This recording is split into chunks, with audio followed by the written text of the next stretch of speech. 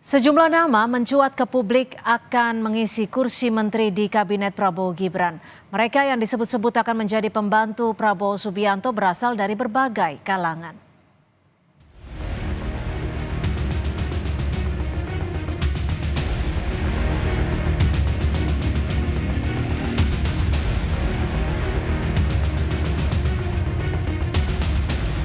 Menjelang pelantikan Prabowo Subianto sebagai Presiden RI pada 20 Oktober 2024 mendatang, siapa saja yang akan mengisi kursi menteri nampaknya masih menjadi sorotan banyak pihak. Sejumlah nama sempat mencuat, namun belum diketahui pasti siapa yang akan dipilih Prabowo untuk membantunya di kabinet yang baru.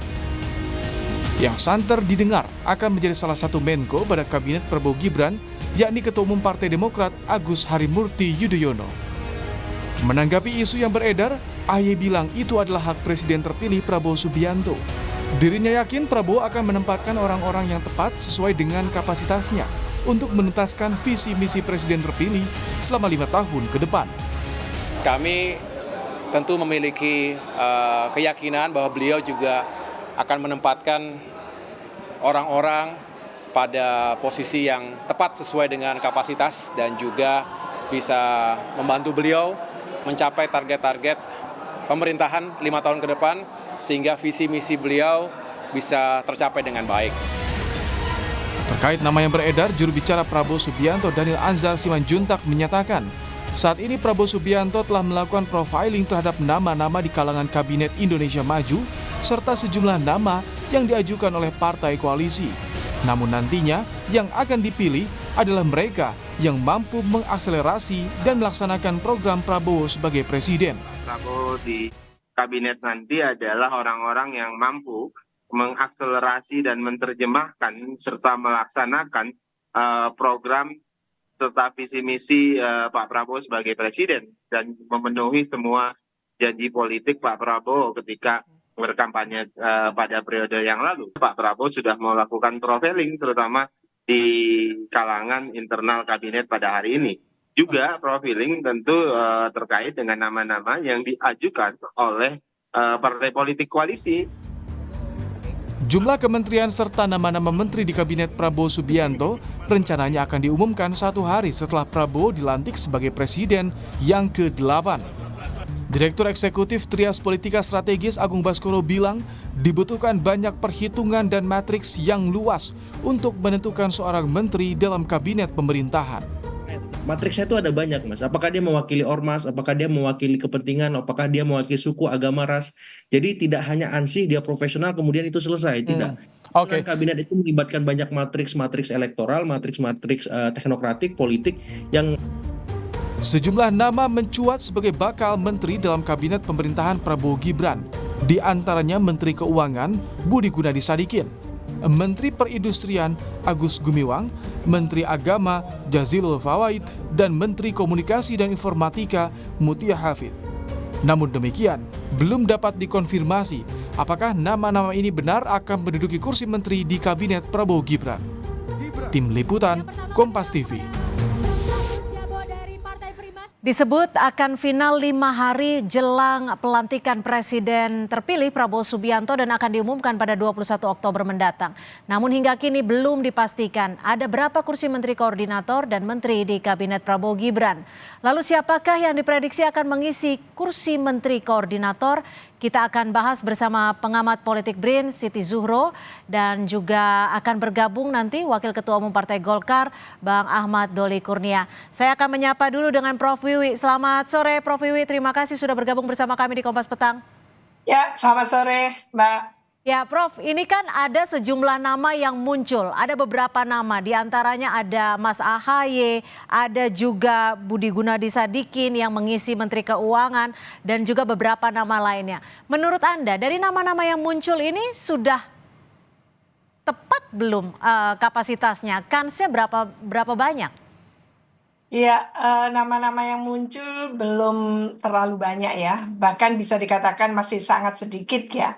Jadi kita belum tahu secara keseluruhan, mungkin yang disebut ini masih tidak sampai 5% kan, katakan seperti itu. Sehingga dengan zakon kabinet yang ingin ya diwujudkan oleh Pak Prabowo ini kan paling kurang zakon kabinet yang merepresentasikan baik itu keahlian nantinya, profesionalitasnya, loyalitasnya, integritasnya, dan juga perwakilan dari partai politik gitu ya, ormas, perwakilan dari berbagai tentunya ya elemen-elemen yang ada di negara kita ini, komunitas-komunitas dan mungkin ormas dan sebagainya. Jadi banyak pertimbangan yang akan dilakukan oleh Pak Prabowo karena ini betul-betul berkaitan langsung dengan fokus Pak Prabowo untuk membawa Indonesia itu menyongsong 2045.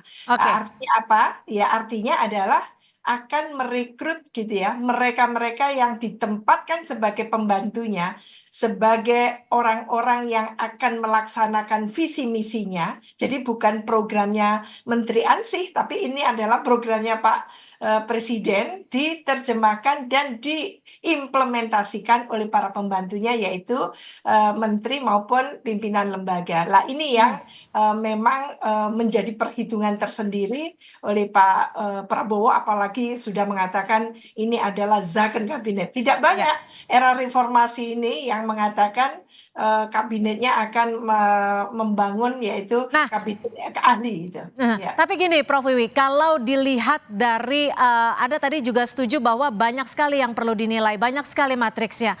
Tapi kalau dilihat dari perhitungannya akan seperti apa sih? Karena kita tahu kabinetnya kan, komposisi partainya kan besar sekali. Tapi juga ingin kabinetnya zakon diisi oleh para profesionalitas. Nanti yang menonjol akan seperti apa penghitungan dari Pak Prabowo nanti? Ya, ini yang sangat menarik.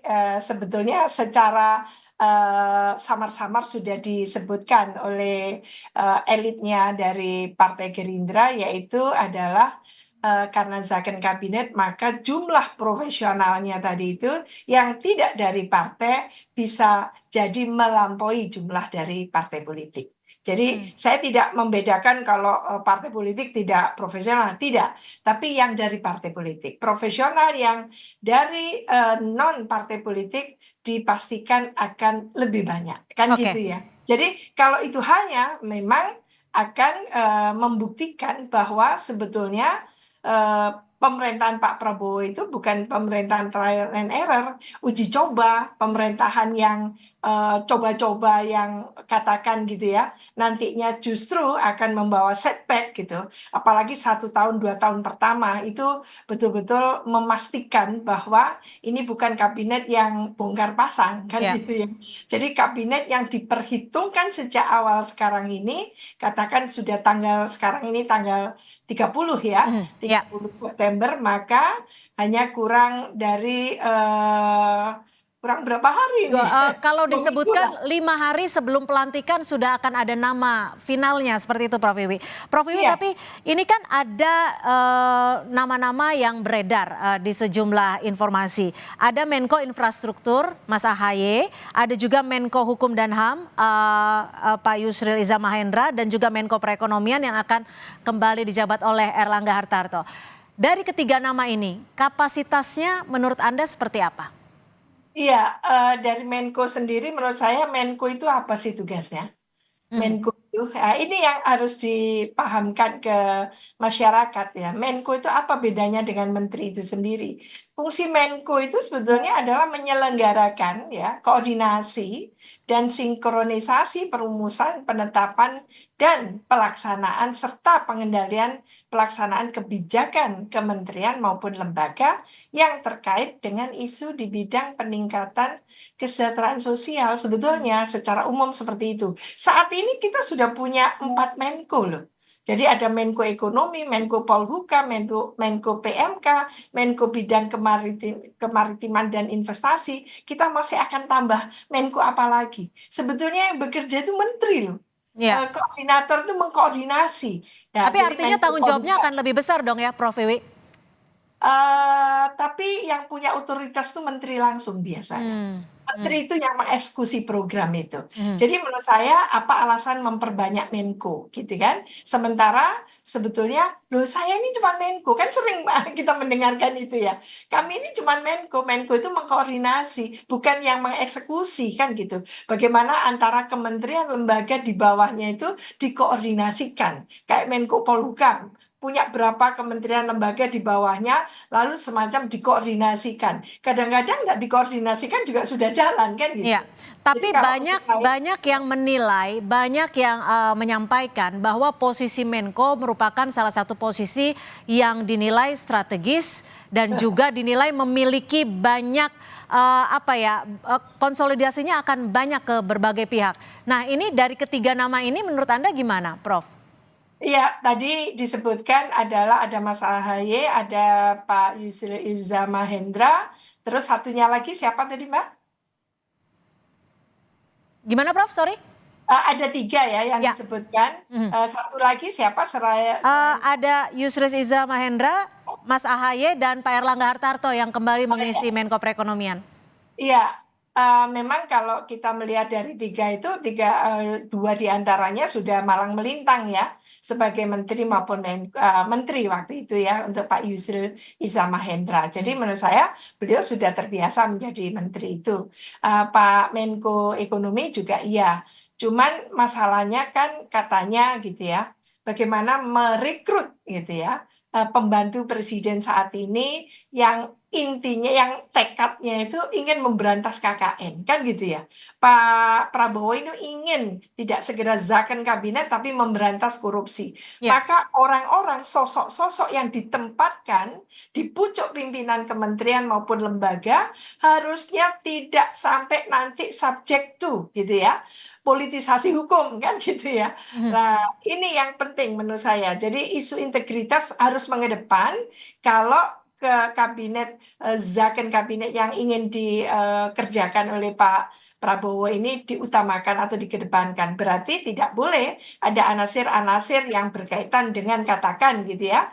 Isu adanya katakan nanti akan dibuka di KPK dan sebagainya. Ya. Ini menurut saya harus dipastikan isu integritas itu tidak dipertanyakan lagi oleh publik luas, oleh masyarakat Indonesia. Itu jauh lebih bagus. Jadi nomor satu, integritas itu sudah terpenuhi. Nah, maka dalam hal ini Mas AHY gitu ya, menurut saya rising star. Mengapa tidak kan gitu. Sudah diuji kemarin, dicoba di Kementerian ATR BPN ya.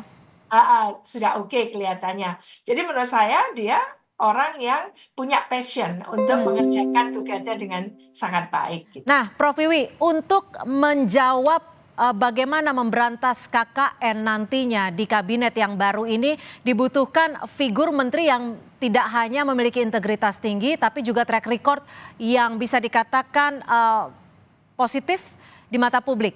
Ada yang mengusulkan bahwa nama-nama menteri ini baiknya dikasih tahu dulu ke publik agar bisa diuji bersama-sama. Menurut Anda seperti apa?